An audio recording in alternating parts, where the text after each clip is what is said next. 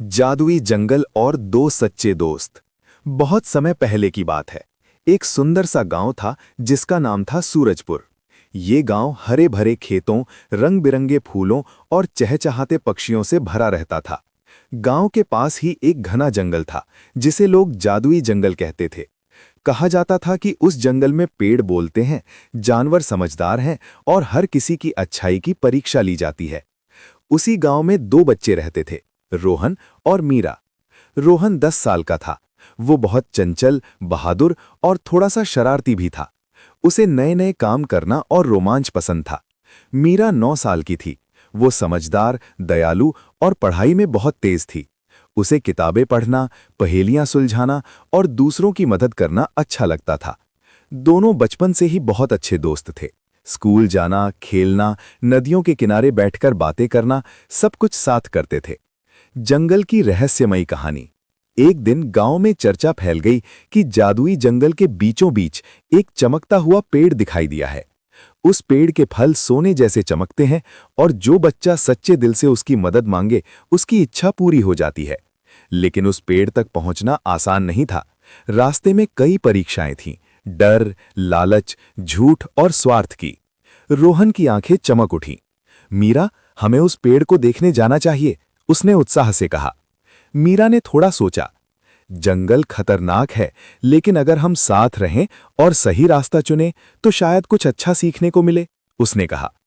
अगली सुबह दोनों ने अपने माता पिता से इजाजत ली और थोड़े फल, पानी और एक छोटी सी रस्सी लेकर जंगल की ओर चल पड़े। पहली परीक्षा दया की।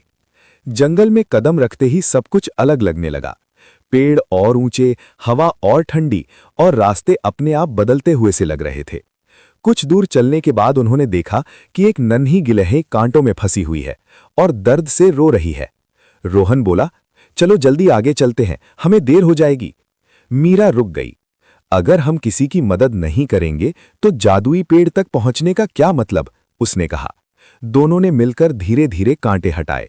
गिलहरी आजाद हुई और खुशी से उछलने लगी। अचानक जंगल में मीठी आवाज गूंजी, तुमने दया दिखाई है, रास्ता खुल गया है।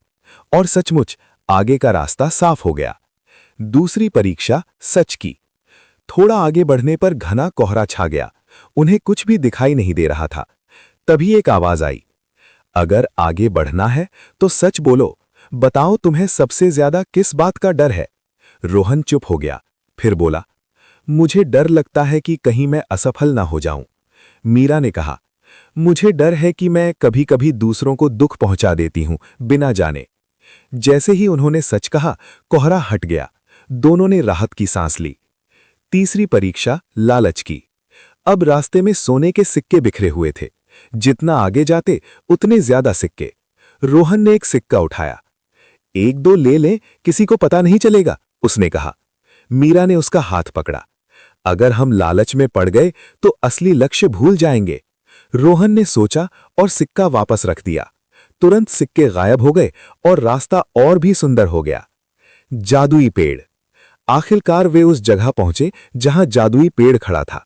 उसकी पत्तियां चांदी जैसी चमक रही थीं और फल सूरज की तरह दमक रहे थे।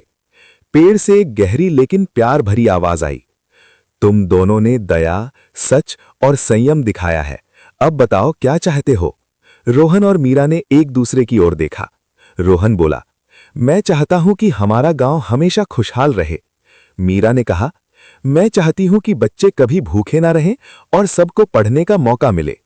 पेड़ की रोशनी और तेज हो गई। तुमने अपने लिए नहीं, दूसरों के लिए मांगा है। यही सच्ची जादूगरी है।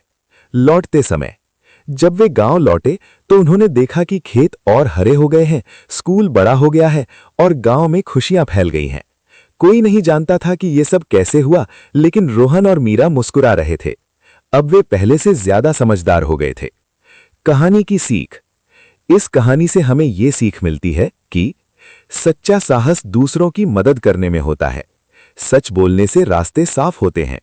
लालच छोड़ने से असली खुशी मिलती है।